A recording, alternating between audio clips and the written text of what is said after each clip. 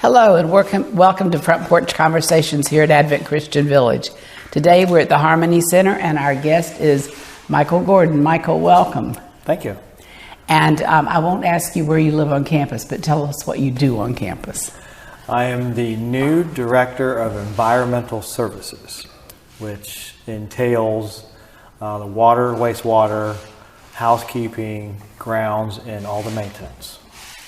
I started about 6 weeks ago, but before that I was working part-time answering the phones for maintenance, so I got to know a lot about what people's needs were, and they got to know who I was, and they'd call if they needed something, and they'd say they got to where they'd recognize me and say, "Oh, it's Michael. Hi, how can I help you?" That was a nice introduction on both sides, I'm sure. Yes. Well, you didn't mention that in environmental services that you're in charge of weather. Is that true or not? I wish. Really foggy this morning. That's what I thought about when I was driving over. Who expected this today? Well, we welcome you to the Advent Christian Village staff and family, as we call it. Thank you. Tell us how you first learned, or when did you first come to this part of the state? You're from South Florida? I'm from City of Largo, Pinellas County, born and raised there, so is my wife. We came here, we were, about 16 years ago, we were looking for somewhere to get away to with our kids and grandkids and eventually be our place to retire. And her mother had a neighbor friend of hers when they were younger, and she had moved up here with her husband, and they had lost track of each other, and they got back in touch with each other, started talking. My wife came up a few times with her mom and said, well, we really need to go look at that area. It's real country, what we were looking for, away from the city. And we started coming up and staying with her mother's friend and driving around, looking at the area, totally lost, didn't know what street went where. And so we started looking at properties, and we found one just 10 minutes from here, actually. It was 5 acres of land, and we bought it. So we put a camper on it, and we had well and septic, and everything was already there, so that was good, made it easier. And then that was our place for 16 years. Just about every holiday we'd come up, and our kids, grandkids would come up, and we started just, coming up in the area. We'd come in the village to the grocery store and see everything they had here, the different springs around here to go swimming in. And we knew this was where we were going to retire one day. So about 9 months ago, we were like, okay, the market's good. We decided it's time to go. So we sold our house in Largo, and we moved up here, and we lived in our camper for a little over 8 months, and through the heat wave of the summer. And then through the hurricane, and then we just got our house, and we moved in about, it was just the 1st of January, just before the 1st of the new year, and we got moved in. So everything's going much better now. I bet. Have a little more elbow room. Yes, a little more room. I know I've lived here 16 years, and there's been a lot of change in this area.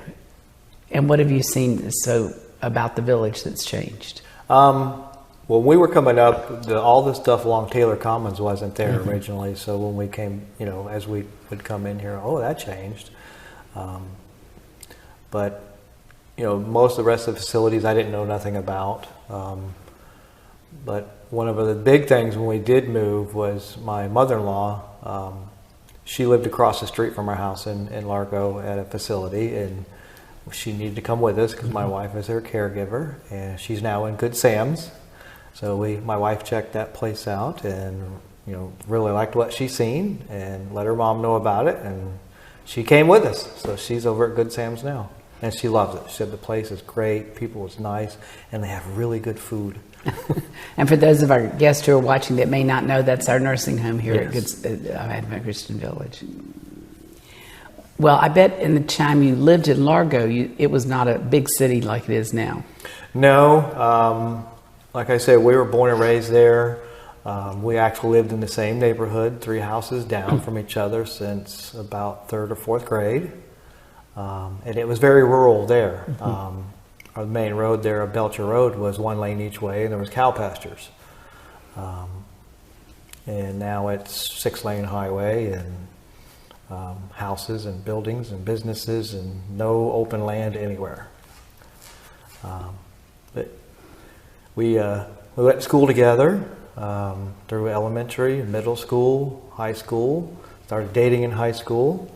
Got married when we were 22, and we've been married now 36 years. Well, congratulations. And what is your wife's name? Heather. Heather.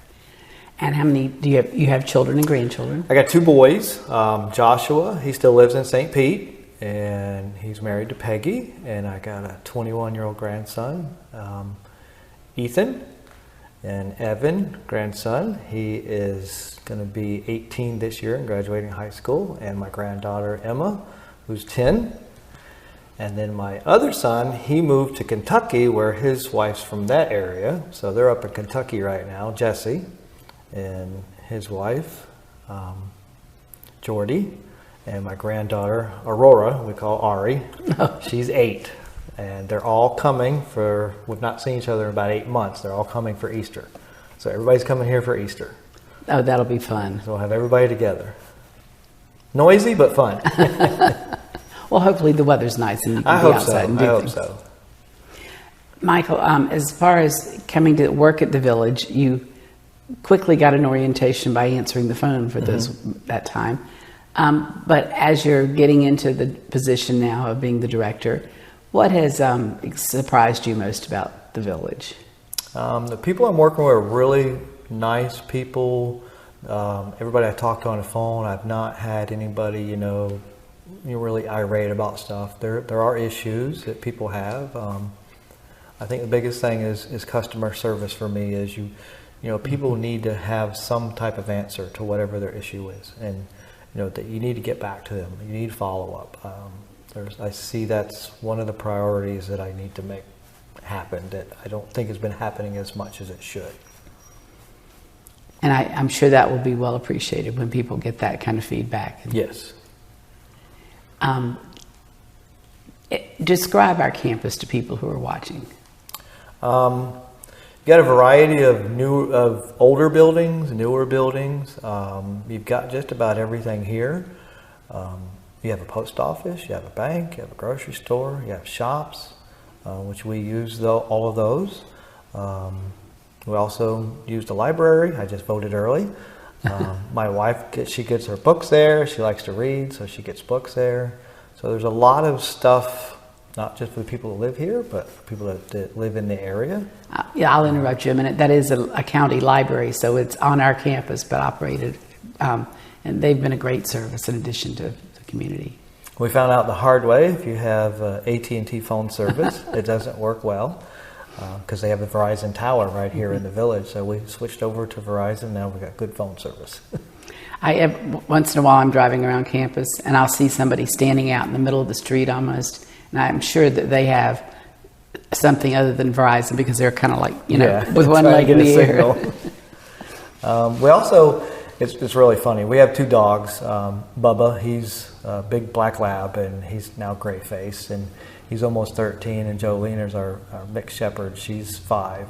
And they're so used to walking on a leash down in Largo, even though they got 5 acres of land, they still want to go walk on a leash. So we tell them we're going to the park. So the park is walking around Lake Aquila, walking around Good Sam's, and they just love going and getting on their leashes and walking around the area. Keeps them happy. Yeah. There are little children now. And I'm sure they're spoiled. Oh, they're spoiled rotten.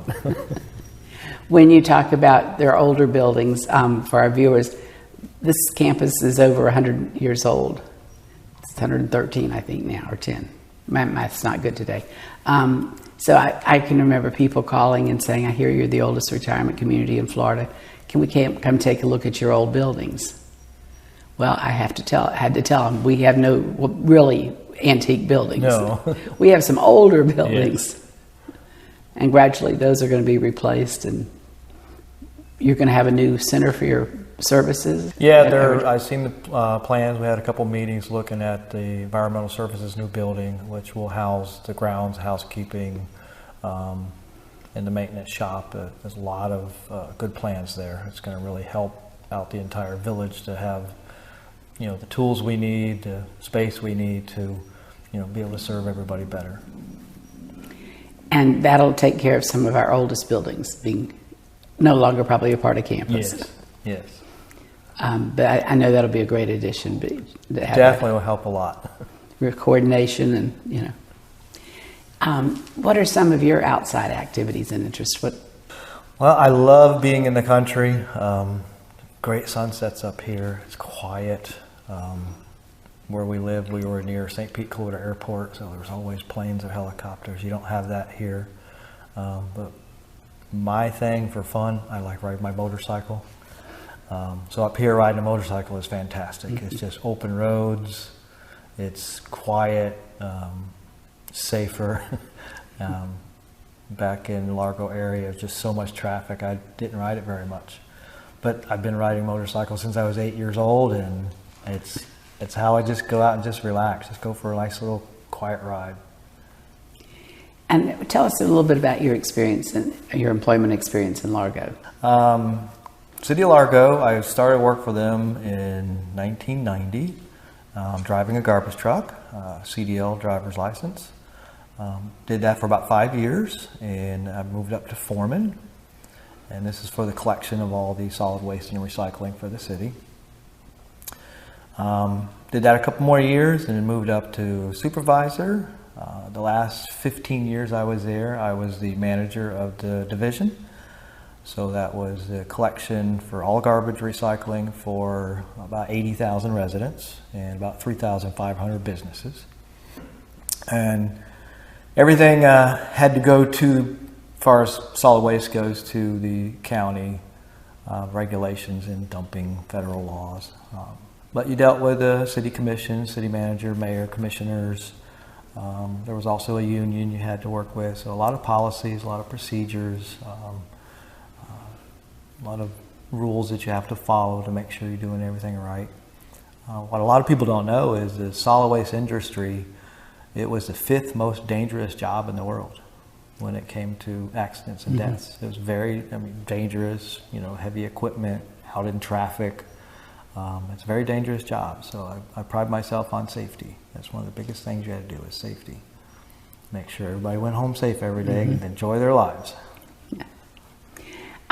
Tell us a little bit about growing up. You had brothers or sisters? I'm the youngest. My sister, Sandy, she's the oldest, and we're all 1 year apart. My brother, Kenny, is in the middle.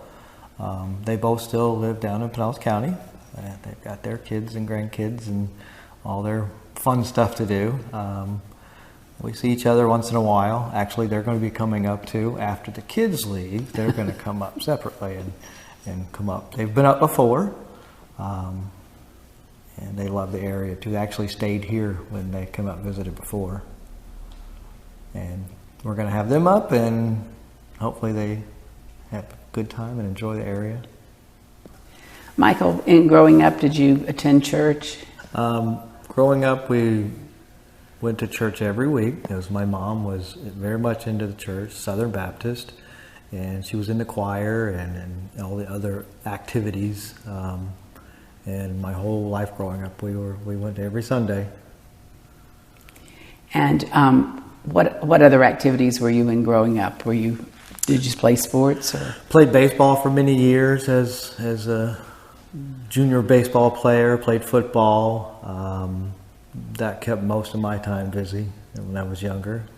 Had a lot of fun. It was really close to our house. They had a whole facility where there were baseball fields and football fields that we could go to. And are you a sports fan now? Do you have particular teams you follow? Or? I don't watch a lot of sports. I'm usually busy doing stuff outside. Big fan of the Bucks for a long time, of course, from Tampa Bay area. But yeah, nowadays I'm more outside having fun, playing with the dogs, going for motorcycle rides, doing something outside, swimming in the pool, just more outside of a person now. Well, that's healthy as well. Yes. It's much healthier sport than just sitting on the sofa watching. Yes. When you When your children were growing up, did you take vacations, and you and your wife now have places you want to go and things you want to see? Vacations with the kids. We went camping a lot. We had a pop-up camper, so we went to Georgia, Stone Mountain, a lot, Disney, almost every year to Disney. After the kids moved out, we said, okay, we're going to do some stuff. So we took a trip to Alaska, spent a week in Alaska, had a lot of fun there. And then, through the years, we did a couple cruises. We did the Eastern Caribbean, the Western Caribbean. I'd still like to get to Niagara Falls. Heather was there when she was a kid, so I'd like to see that. Like get out to Yosemite. Don't really want to go to any big cities, but I like to see nature stuff. So there's things I'd still like to go see.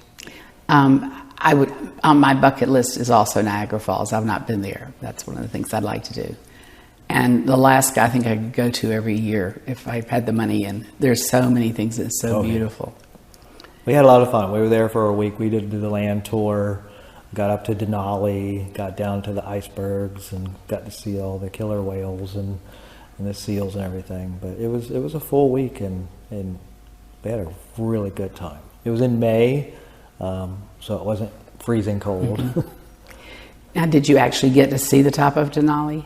Actually, when we took the train up that day, the weather was nice enough we actually got to see it, because they're like, most times you don't get to see the top. And I got some pictures of it, actually. That's impressive, because like you said, not everybody gets to do that. In this area, we have a number of state parks. Have you visited many of those yet? Yes, throughout the years as we come up, we've hit all the different springs in the area, all the different parks. There's a lot of choices to go to. Yeah, this would be a good advertising commercial for the Park Service in this area, because it's beautiful parks. Oh, very much so. Do you have a favorite? Charles Springs is close. It's like 10 minutes from our house, so all the kids over the years have come here and they jumping in there, swinging and swimming in the spring, or you can go down to the river. We take the dogs over and they go into the river. They love swimming. It's close. That's the best one we like. The Swanee one is one you want to go for a nice walk. It really long path around different places in the park is really nice. That's the Swanee River State Park. Yes. And there are historical sites there as well. I actually, one time I went and they showed us the cemetery. Yes, we've seen that one. I think they're like graves back 150 years or so. Yes. And speaking of that, that's a part of your responsibility here too, right? Yes, there's a cemetery they have to maintain, and they do the burials, and from the grounds crew, they take care of that. So when you say there are a lot of different things, you have a lot of different areas of responsibility. Yes, a lot of different things. Seems like I keep learning more and more. There'll probably be more and more of those you'll learn along the way. I'm sure. Speaking as a former employee. That was the one that surprised me the most. Of course, my responsibility was in the helping people make arrangements for their burial and getting plots and all. I thought, I never saw that on my job description. Oh. But it's been a wonderful service for people here. Yes.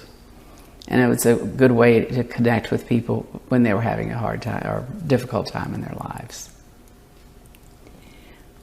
Have you met, who is the oldest resident you've met? Maybe not by name. But. I've met so many people in the past couple weeks. I know just talking with different people, amazing. Some of them in their 90s, and it's like, they could be 60, like me. I think we have probably over maybe 8 or 10 centenarians that live on campus. And it's been amazing to watch them through the years. And I see a lot of people have been here a long time, yes. The thing that amazed me most when I came to work here was as I got to know people, so many of these people have known each other most of their lives. And they've gone to college together, they've been in touch with each other through the years. And the other thing that amazed me too is that we have so many people from long distances. A lot of retirement communities, you have people that move from the area. Yes, and now we're beginning to have more people move from the area. Yes. But we have an event here every year called the Mainers Dinner, and it's all the people who grew up in Maine. Okay. And that's a denominational link through the Advent Christian Church. But then they knew other people who liked what they saw when they heard about the village too. Yeah, I've seen where a lot of people, they've been here for many years. Their grandparents were here, their parents were here, and now they're living here. Mm-hmm. Well, we interviewed a couple earlier this year, and I asked him what made him come to the village. And he said, well, in our family, we just know that's where we're going when we retire. His grandmother was here, his parents were here. And I'm now knowing second generation people who have moved here. I'm not one of them. I knew where the village was for about 10 years before I moved here, but I come to work. Our plans are to be here in Live Oak, where this is the next adventure for us. Well, and this county is growing because so many people are moving here from South Florida over time. I've seen that. I think people are wanting to get away from the big city and all that, hustle and bustle, and it's so peaceful and quiet here, and everybody's so nice. Everybody you talk to, so nice. I asked you if you were in charge of weather, and you said no. But you were in the area during the hurricane. Yes. And in your experience, you had preparation for being in a hurricane. Yes. Was it what you needed to know? We prepped as much as we could because, like I said, we were living in a camper at the time, so we knew when the power went out, we wouldn't have water because of the well, so we stored up as much water as we could. We did go to Lake City and get a motel for the night, just to be safe. But when we finally did get back through all the trees, luckily nothing was damaged except for the trees. And it was 7 days with no power. But I had a generator already. I already had gas. I already had propane. So we lived through it, and everything worked out fine. And you could get in and out of your property when you came back? You could get in? Luckily we could, yes. A lot of trees were down, but nothing was damaged. It was just a lot of work to clean it up. I think for those of us who are lifelong Floridians, this was a hurricane like we've never seen before. I lived in Florida when Dora was one of the worst hurricanes in the north part of the state.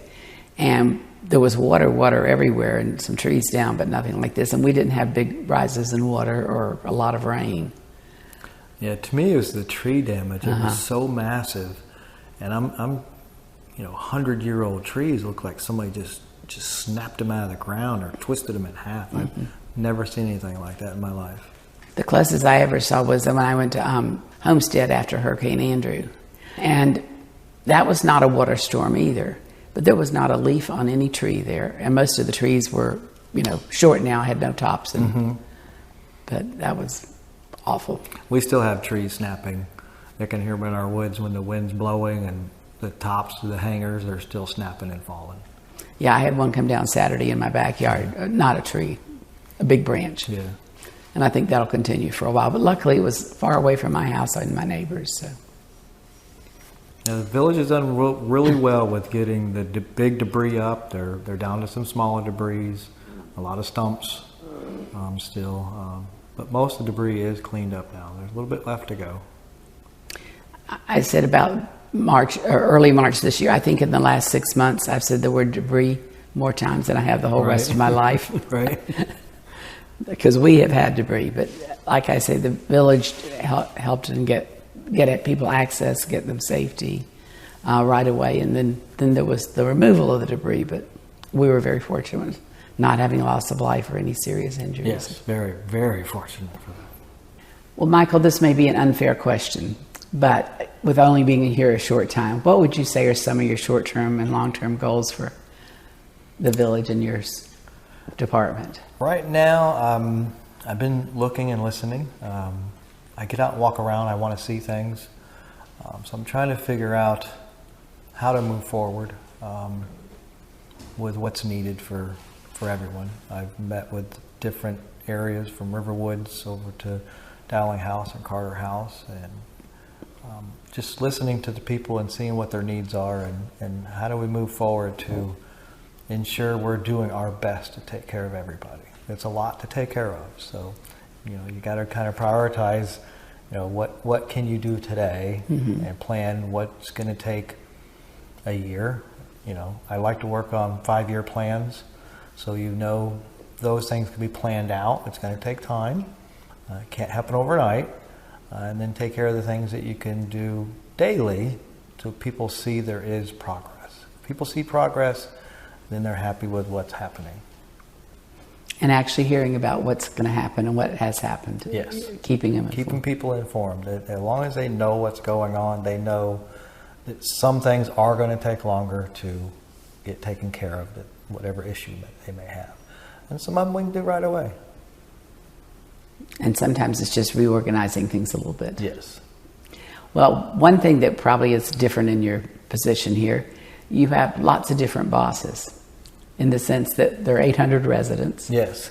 Plus, and we have lots of clubs and activities that have their own facilities, or they belong to the village, but you have responsibility not to run the club, but to be sure the woodworking shop has safe equipment. Mm-hmm. And the garden club has water when they need it and not too much water. And over time, they've been a great help to the garden club. Our garden club has grown a lot, and we have the property here on the village that you are aware of, I'm sure. But we've been very blessed by the number of volunteers who have just built all kind of things for the garden, raised beds. We've expanded the number of beds so much. Now there's a railroad club, and I understand they have space that they're setting up model trains. Have you been that? I've heard about it. I haven't seen that either. I haven't seen it yet. And then there's the ceramic shop. And then there's the lapidary shop. And when that building was being built, they said, "Okay, we're going to have a lapidary shop, and I was responsible for helping get people, organized in the club." And I thought lapidary was doing stuff with leather. It's not. No. It's big rocks or small rocks. Okay. So I just wanted to give you that educational opportunity so you wouldn't think it was leather work too. Yeah, there's a lot of different things. I've seen the garden. It's amazing what they're growing over there. And then I've seen the hidden garden also. I was there yesterday and walked through that area and all the things they're growing over there. And it's called a hidden garden, not that people don't want them to find it, but it's between two buildings. Yes. And it serves as a place for people who can't get out and do big gardening. Yes. And a place to go Very visit. Nice. It is.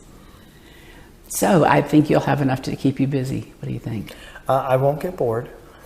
There'll be plenty to do. But that's what I like. I like being busy. I like getting things done. I like people being happy with, their lives and enjoying it. Mm-hmm. Well, thank you so much, and we'll look forward to what you're accomplishing. Thank you. Thanks for tuning in, and we hope you'll tune in again for another Front Porch Conversation.